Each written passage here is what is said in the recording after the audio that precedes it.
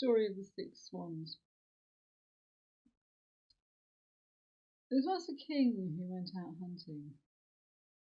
As he rode his horse through the great forest, he became lost.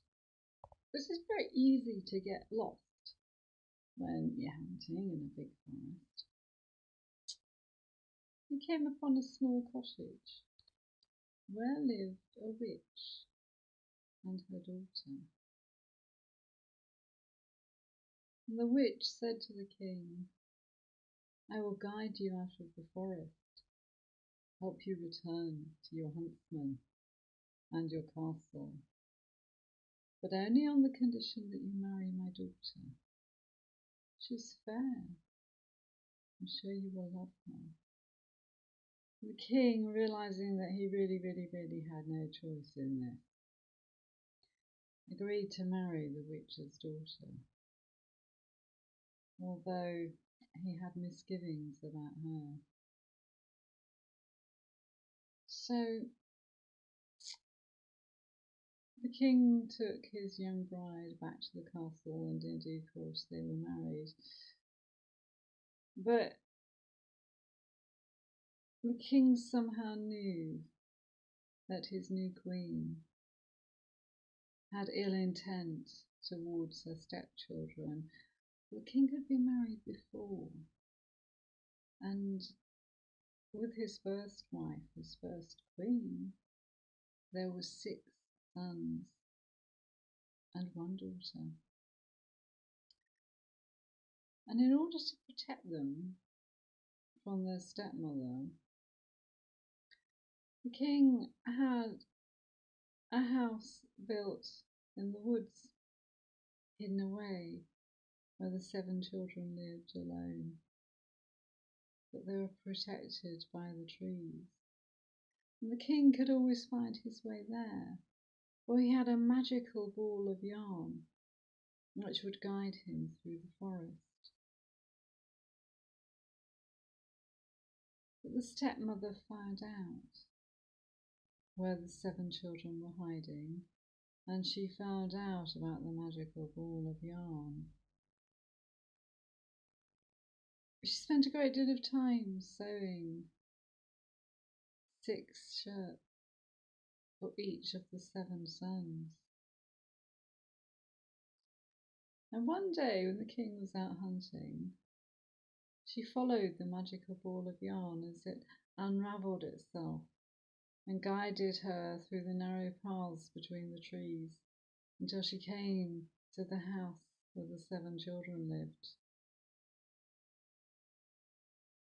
And as quick as a flash, she threw the 6 shirts over each of the 6 sons, and they were instantly turned into swans and flew away. But the stepmother had forgotten about the 7th child. She had forgotten about the daughter. So when the father returned from hunting and went to the house to visit his children, he found only his daughter, weeping bitter tears, and she showed him the swan's feathers that were all she had left of her 6 brothers. And she hugged her father. And the next day she set off and walked and walked and walked a very long way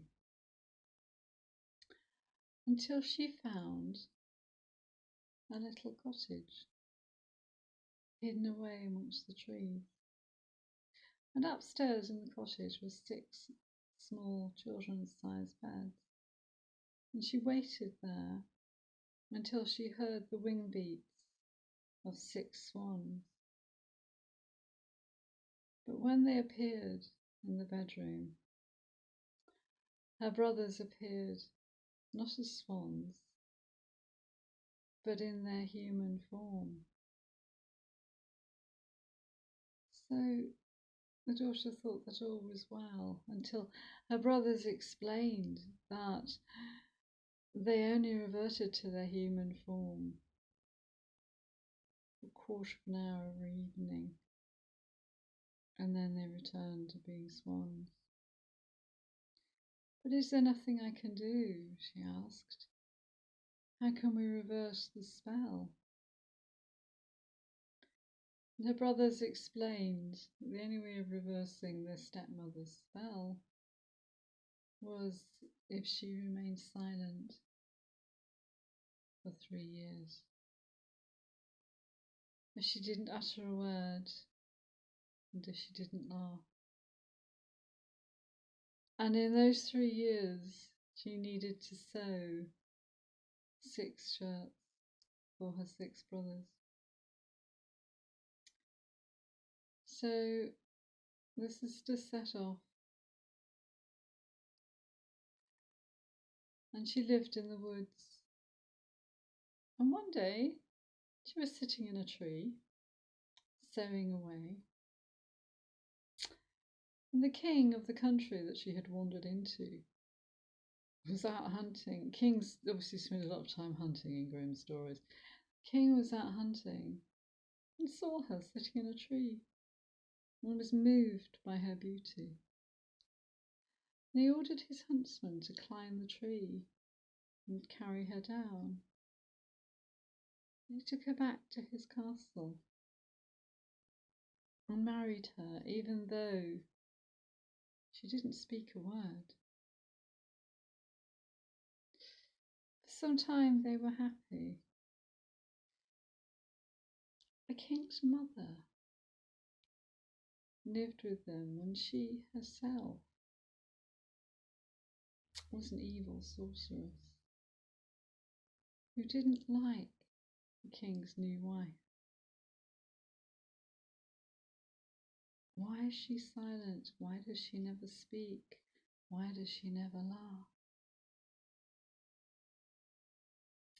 After a year, the young queen gave birth to a fine son. But the king's mother, moved by the darkness in her heart, took the newborn baby away. And while the young queen was asleep, she smeared her mouth with blood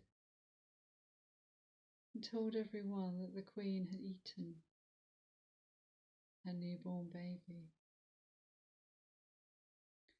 And of course, no one really believed this, but at the end of the 2nd year, the queen gave birth to another baby boy.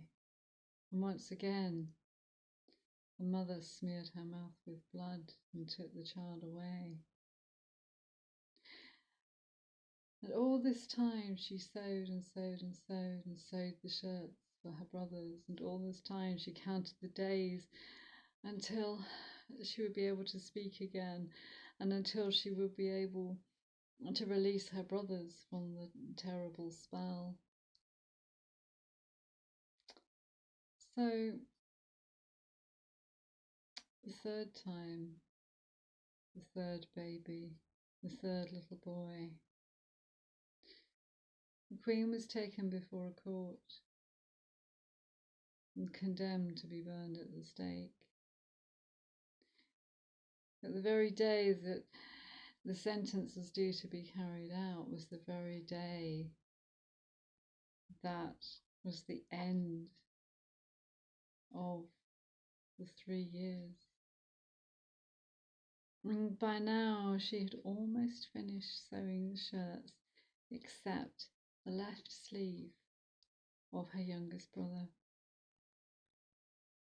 And as the queen stood chained to the stake, she heard a whirring and swan wing beats as her brothers flew down, and as they did so, she threw the 6 shirts over her 6 brothers, and they all regained their human form, except her youngest brother always had a swan's wing where his left arm used to be.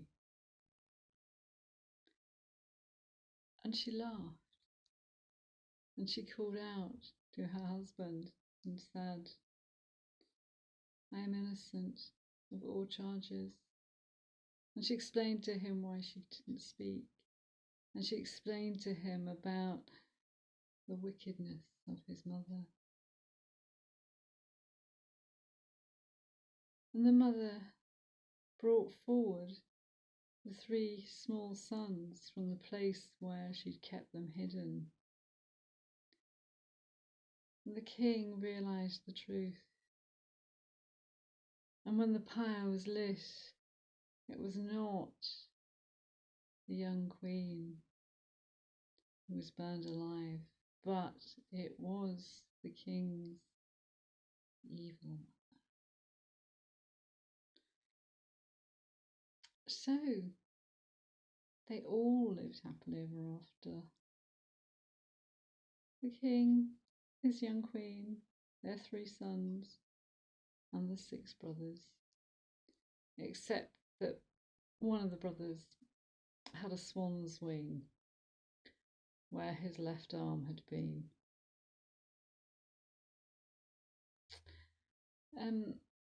I believe, and if anyone can help me out here and just let me know in the comments below, I believe that there is an Irish story along similar lines, being turned into a swan. Certainly in the Irish tradition, your soul is taken to the next world on the back of a swan, and certainly when you see swans, especially at night, they do look quite ghostly. Actually, you can certainly kind of imagine riding on the back of a swan. That'd be fun, wouldn't it? There you are. There's a lot of very strong women in the original versions of Grimm's stories. You know, there's a lot of women running around rescuing their brothers and defying their mothers-in-law. Yes.